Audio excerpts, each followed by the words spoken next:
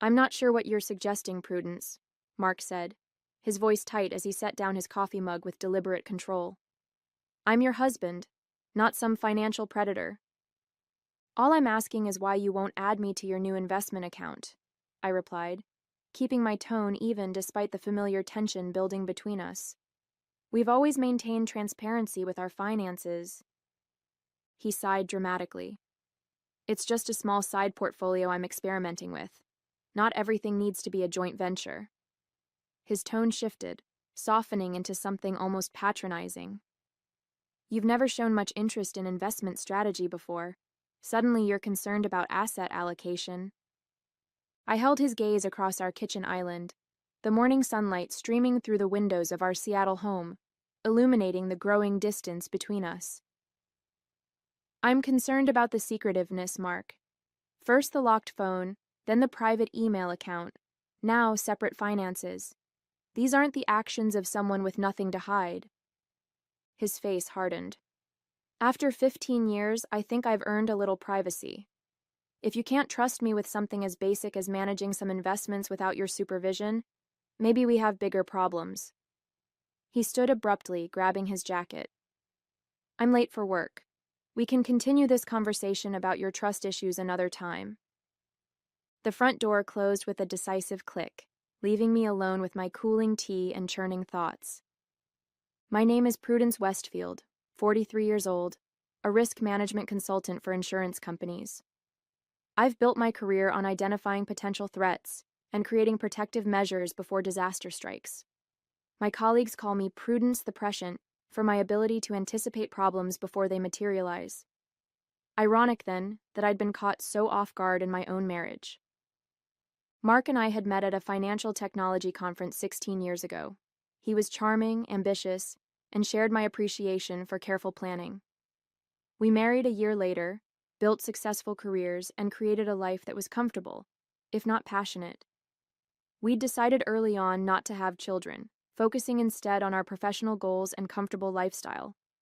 For 14 years, our partnership had functioned efficiently, like a well-managed investment portfolio, balanced, predictable, secure. Until 6 months ago, when Mark's behavior began to change in subtle but unmistakable ways. I pulled out my laptop and checked our joint account balances. Still healthy, no unusual withdrawals. Perhaps I was overreacting. Perhaps there was a reasonable explanation for Mark's newfound secrecy. My phone buzzed with a security alert from our home monitoring system. I opened the app to see footage from last night, captured at 4:13 a.m. Mark standing over my desk, photographing my personal banking documents with his phone, his face illuminated by the blue light of his screen. Something cold settled in my stomach. This was worse than I had imagined. I've always been cautious with money, a trait inherited from my father, who lost everything in the 2008 financial crisis. I watched my parents' 30-year marriage collapse under the strain of financial ruin, my mother unable to forgive my father for not protecting them better. Always have your own safety net, she told me repeatedly during their bitter divorce, no matter how much you love someone. It was advice I had taken to heart, maintaining my own separate accounts even after marrying Mark. We shared joint accounts for household expenses and major purchases, but my personal savings, investments, and retirement funds remained solely in my name. Mark had similar arrangements, a system that had worked well for us, balancing togetherness with individual financial autonomy. Mark's background couldn't have been more different from mine. Raised in affluence by parents who indulged his every whim, he'd grown accustomed to material comfort. Still, he'd worked hard to build his career as a financial technology consultant, and I'd always respected his work ethic. His occasional impulsive purchases, the vintage motorcycle, the unnecessary upgrades to his home office, seemed harmless enough. We could afford his indulgences, and everyone deserves some pleasures. About 6 months ago, subtle changes began to appear. Mark started working later, keeping his computer screen angled away from me. He became defensive when I asked simple questions about household expenses. Then came the separate credit card I discovered accidentally while organizing tax documents, one I'd never seen before, with significant monthly payments from our joint account. It's for work expenses, he explained dismissively. The company reimburses me. Nothing for you to worry about. I trusted him, despite the faint alarm bells. After all, we'd built a life together based on mutual respect and honesty. Or so I believed. 3 months ago, the locked phone password appeared. 2 months ago, he started receiving mail at a P.O. box rather than our home address. 6 weeks ago, he began withdrawing unusual amounts of cash. $500 here, $700 there, just below the threshold that would trigger our joint account's large withdrawal alert. Investment opportunities, he explained vaguely when I inquired. Sometimes you need liquidity for the right moment. I nodded and pretended to accept his explanations, but privately I began paying closer attention. I installed a more sophisticated home security system with night vision cameras, citing recent break-ins in our neighborhood. I created elaborate spreadsheets tracking our finances, noting every discrepancy, every unexplained expense. I didn't want to believe my husband was deceiving me, but my professional instincts had been honed by years of identifying patterns of fraud. And Mark's behavior was setting off every alarm in my mental detection system. Still, I waited, gathering information, looking for concrete evidence before confronting him. I needed to be certain before accusing the man I'd shared my life with of betrayal. The 4 a.m. security footage of Mark photographing my banking information changed everything. No rational explanation could justify such behavior. I watched the clip repeatedly, studying his methodical movements as he sorted through my papers, carefully photographed my account numbers, passwords written in my personal shorthand, and monthly statements. That morning, after Mark left for work, I locked myself in my home office and began a comprehensive audit of all our financial accounts. Everything appeared normal at first glance. No unexplained transfers from our joint savings, no unusual credit card charges. But when I dug deeper into my personal accounts, the ones whose details Mark had photographed, I discovered something that made my blood run cold. Someone had attempted to add a new user to my primary savings account, an authorized user with full access privileges. The request had been made online, using my credentials, but was pending approval via a confirmation process that required a phone call from the bank, a call I had not yet received. My hands trembled as I dialed the bank's fraud department. The friendly representative confirmed my suspicions. A change request had been initiated the previous day, attempting to add Mark as an account holder with full privileges. "Would you like to approve this request, Ms. Westfield?" she asked. "Absolutely not," I replied, my voice steadier than I felt. "In fact, I need to report potential identity theft. I did not initiate this request." The implications were staggering. Mark wasn't just being secretive. He was actively attempting to gain access to my personal assets without my knowledge or consent. The betrayal cut deep, leaving me breathless with its magnitude.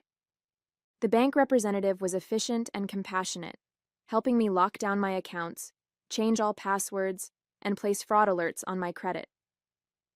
"You should file a police report," she advised. "Even if you don't want to press charges, it creates an official record of the incident." I thanked her but hesitated. Filing a police report against my own husband seemed like crossing a line that couldn't be uncrossed. Despite everything, some part of me still hoped for an explanation, some misunderstanding that could salvage the ruins of our marriage. That evening, I confronted Mark. "Someone tried to add an authorized user to my personal savings account," I said carefully, watching his reaction over dinner. The bank flagged it as suspicious. His fork paused midway to his mouth, a flicker of something, surprise, alarm, crossing his face before he composed himself. "That's concerning. Did they say who?" The lie came so smoothly that I almost doubted what I knew to be true. Almost. "They're investigating," I replied, matching his casual tone. "I've changed all my passwords just to be safe." A muscle twitched in his jaw. "Good idea. Can't be too careful these days." That night I lay awake beside him, listening to his even breathing, wondering how well I truly knew the man I'd married. What else was he planning? How far would he go? And perhaps most troublingly, why now, after 15 years of apparent contentment? I needed answers, and I needed protection. The next morning, I would take steps to secure my finances against whatever Mark was planning. This was no longer about saving my marriage. It was about saving myself. The next morning, I called in sick to work for the first time in 3 years. Once Mark left, briefcase in hand and a perfunctory kiss on my cheek, I sprang into action. My first call was to Diane Blackwood, a forensic accountant I'd worked with on several fraud cases through my consulting business. Financial deception between spouses is unfortunately common, Diane said after I explained the situation. But attempting to gain unauthorized access to accounts is crossing into potential criminal territory. We need to move quickly. With Diane's guidance, I spent the day implementing financial safeguards. I moved funds from my compromised accounts to new ones at different banks. I froze my credit, changed every password, and set up advanced two-factor authentication on all accounts. I gathered all important financial documents and secured them in a safe deposit box at a bank where Mark and I had no relationship. "What about your joint accounts?" Diane asked during our follow-up call. "I've left them untouched for now," I replied. "I don't want to alert him that I'm onto his plans." "Smart," she approved. "We can monitor those accounts for unusual activity.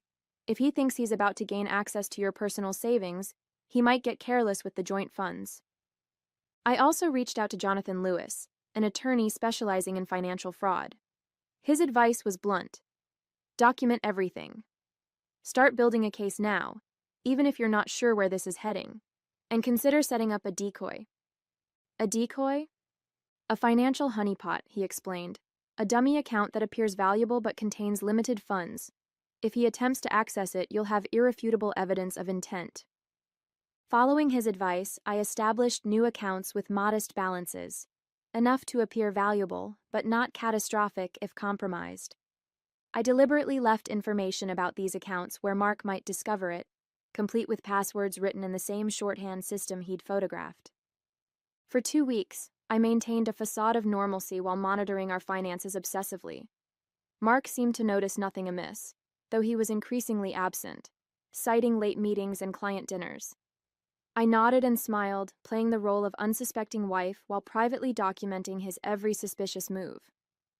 Then came the first unauthorized transaction, a $3,200 charge for a weekend at a luxury resort in Napa Valley, charged to one of my decoy credit cards. The reservation was for the following month, for 2 people. My name was not on the booking. When I casually mentioned I might join him for a work conference that same weekend, Mark didn't even blink. Bad timing, unfortunately. I'll be in back-to-back meetings with potential clients. Wouldn't see much of me anyway. The lies were becoming more brazen, yet confronting him directly seemed premature. Diane and Jonathan both advised patience, building an airtight case before making any accusations. "He hasn't accessed the main decoy account yet," Diane noted during our weekly check-in. "The credit card charges, while concerning, could be explained away as mistakes or misunderstandings. We need something definitive." I agreed, but found the waiting excruciating. Who was the second person on the Napa reservation? Was Mark planning to leave me once he secured access to my finances? The uncertainty gnawed at me, making sleep elusive and concentration difficult. Then, 3 weeks after discovering Mark's late-night photography session, I received an alert I'd been both expecting and dreading: a login attempt on my primary decoy account, followed by a transfer request for $65,000 to an unfamiliar account number. The trap had been sprung. Now I needed to discover just how deep Mark's betrayal went before confronting him with what I knew. But I'd underestimated his boldness, and the speed with which he would act once he believed he had access to my funds. The $65,000 transfer from my decoy account was just the beginning. Over the next 2 weeks, a flurry of activity emptied the account: $12,000 for high-end electronics, $8,500 at designer boutiques, $3,500 for first-class airline tickets to Cabo San Lucas. The spending was frenzied and reckless, as if Mark feared the access might be revoked at any moment. Throughout it all, he maintained an impeccable facade at home. We shared meals, watched movies together, even made plans for a weekend getaway to celebrate our upcoming anniversary. The disconnect between his actions and his demeanor was dizzying. He's escalating faster than we anticipated, Diane observed as we reviewed the latest transactions. This isn't just opportunistic spending, it's systematic liquidation. The question is, why now? Jonathan mused during our conference call. After 15 years of marriage, what triggered this sudden financial attack? That question haunted me. Mark's behavior had changed 6 months ago, but something specific must have prompted his decision to actually steal from me. I began investigating Mark with the same methodical thoroughness I applied to my professional cases. The breakthrough came from an unexpected source. While organizing our home office, a task Mark always avoided, I discovered a hidden file folder tucked behind our reference books. Inside was a stack of medical documents, diagnostic reports, treatment recommendations, and insurance claims, all dated approximately 6 months ago. Mark had cancer, specifically a rare form of lymphoma that required aggressive and expensive treatment. Treatment his insurance would only partially cover, with estimated out-of-pocket costs exceeding $200,000. My mind reeled. Why hadn't he told me? We had the financial resources to handle this together. Instead, he'd chosen deception and theft over honesty with his wife of 15 years. I contacted Mark's doctor, presenting myself as his wife handling insurance matters. The receptionist was helpful. Mr. Westfield has been responding well to treatment. His last checkup showed significant improvement, though of course he'll need to continue the maintenance protocol. And the experimental treatment he was considering? I asked, fishing for information. Oh, he decided to proceed with that next month. It's not covered by insurance, of course, but he said financing wouldn't be an issue. Because he planned to finance it with my money. The realization was like a physical blow. I shared my discovery with Diane and Jonathan that evening. This changes everything, Jonathan said gravely. His motivation might generate sympathy, but the method remains criminal. Cancer doesn't give you license to steal, Diane agreed, especially from your spouse. He could have talked to you, worked out a plan together. Despite their reassurance, I felt conflicted. Mark was ill, potentially fighting for his life. Could I really proceed with exposing his fraud under these circumstances?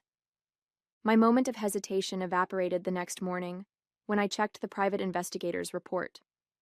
I'd hired him on Jonathan's recommendation to determine who might be accompanying Mark on his various unauthorized trips. The report was comprehensive and devastating. Mark wasn't planning these excursions with a medical caregiver or healthcare provider. His companion was Vanessa Daniels, his 29-year-old executive assistant. Hotel records, restaurant reservations, and flight bookings confirmed they'd been traveling together for at least 4 months. Photos showed them in intimate situations that left no doubt about the nature of their relationship.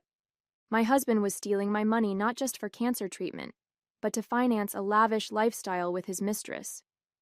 The dual betrayal crystallized my resolve. Whatever sympathy his medical condition might have warranted evaporated in the face of this complete breach of trust. It was time to confront Mark with exactly what I knew, and what I had done to protect myself from his calculated deception. I was reviewing the final documentation package with Jonathan and Diane when my phone buzzed with a security alert. Mark had just used my compromised credit card to make an $8,900 purchase at a high-end electronics store 15 minutes from our home. He's getting bolder, Jonathan observed, using the card locally when he knows you could potentially see the charge immediately. He thinks I'm at work, I explained. I had maintained my normal schedule that morning, kissing Mark goodbye and driving away at my usual time. But instead of going to my office, I'd met with my legal team to finalize our strategy. This might be the perfect opportunity for confrontation, Diane suggested, catching him literally with the goods in hand. I agreed. After 15 years of marriage, I deserved to see Mark's face when he realized his scheme had failed. When I arrived home, Mark's car wasn't in the driveway yet. I positioned myself in our living room, the comprehensive evidence folder on the coffee table before me. Bank statements, security footage, private investigator reports, medical records. a complete documentation of his double life. At 2:37 p.m., I heard his key in the door. He struggled to enter, laden with shopping bags emblazoned with the logos of premium electronics brands. He didn't notice me at first, busy arranging his purchases on the entryway table with obvious satisfaction. "Successful shopping trip?" I asked, my voice calm despite the thundering of my heart. Mark startled, nearly dropping the sleek box he was removing from a bag. "Prudence, you're home early." "As are you." I nodded toward the packages. "Nice things." He recovered quickly, a practiced smile replacing his initial surprise. "Just some upgrades for my home office. The consulting business is taking off. Thought I deserved to invest in proper equipment." "With my money?" A flicker of uncertainty crossed his face, quickly masked. "What are you talking about? I used my own funds." "No, Mark. You used the credit card connected to my decoy account, the one I created after I caught you photographing my banking information at 4 a.m. 3 weeks ago." The color drained from his face, but he rallied with unexpected indignation. "You've been spying on me? Setting traps?" "Protecting myself," I corrected. "As it turns out, with good reason." "You don't understand," he began, his tone shifting to one of aggrieved justification. "I'm sick. The treatments—" "I know about the lymphoma," I interrupted. "I also know about Vanessa." That stopped him cold. For a moment, genuine shock registered on his face, the realization that his carefully constructed deceptions had completely unraveled. Then, astonishingly, his expression morphed into something resembling relief. A small, almost amused smile played at his lips. "Well, I suppose that simplifies things." "Simplifies?" I echoed, caught off guard by his reaction. "The divorce," he clarified, setting down the electronics box and regarding me with newfound directness. "Vanessa and I have been discussing next steps. This just accelerates the timeline." I stared at him, stunned by his audacity. "You plan to divorce me after stealing my money?" He shrugged, dropping all pretense. "Don't I deserve nice things, Prudence? After 15 years with your obsessive planning and risk management, do you have any idea how suffocating your caution has been?" For a moment, anger threatened to overwhelm my carefully maintained composure. Then I recalled Jonathan's advice. Let him talk. Every admission strengthens your case. So I simply watched as Mark continued his self-justifying monologue, explaining how he'd earned access to my savings through years of tolerating my controlling personality, how his illness and new relationship had shown him what really matters in life. All the while, he remained oblivious to the fact that the accounts he'd emptied contained only a fraction of my assets, and that every word he spoke was being recorded by the security system I'd upgraded months ago. When he finally ran out of excuses, I smiled calmly and reached for the folder on the coffee table. "You're right about one thing, Mark. This does simplify matters." "What's this?" Mark asked as I handed him the folder, wariness replacing his self-righteousness. "A comprehensive accounting of your fraud," I replied evenly. "Bank statements showing unauthorized transfers from accounts you gained access to through identity theft. Security footage of you stealing my financial information. Documentation of purchases you've made with stolen funds. And just for good measure, evidence of your affair with Vanessa, including those lovely photos from your Napa weekend that you charged to my compromised credit card." His face contorted with disbelief as he flipped through the meticulously organized evidence. "You've been tracking me all this time?" "I've been protecting myself, Mark. It's what I do professionally, remember? Identify risks and mitigate them before disaster strikes." I stood and walked to the built-in bookcase, sliding aside a decorative panel to reveal a wall safe he'd never known existed.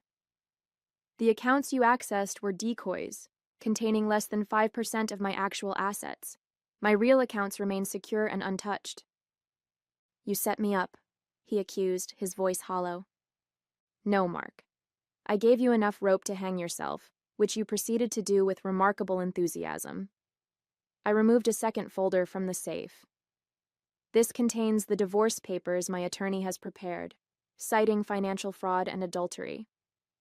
You'll note that I've been exceptionally generous given the circumstances.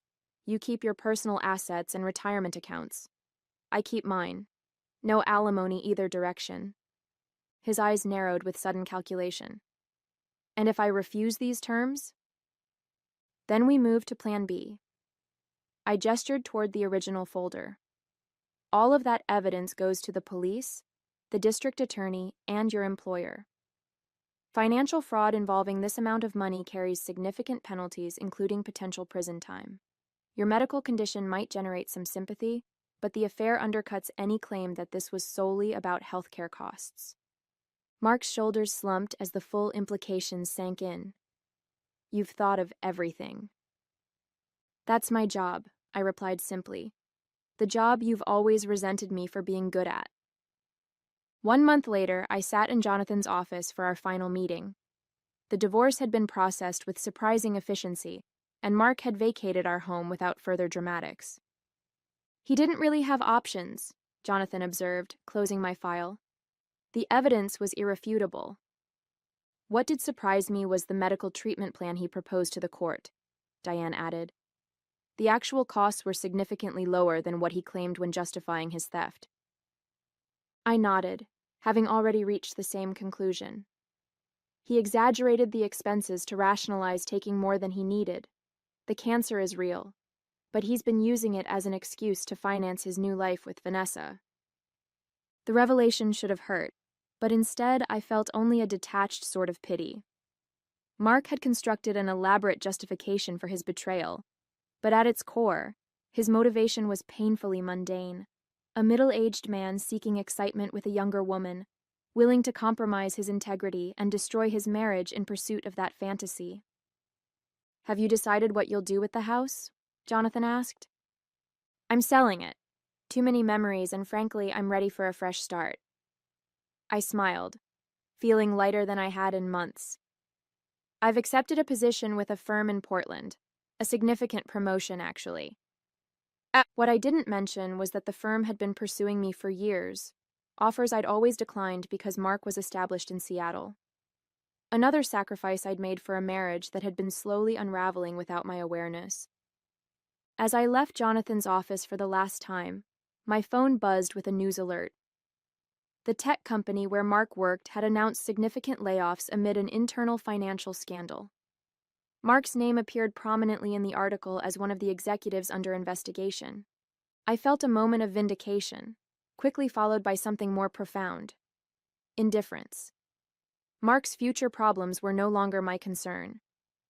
I had protected myself when it mattered most, and now I was free to build a new life, one founded on the self-reliance I'd always valued but had partially compromised in marriage.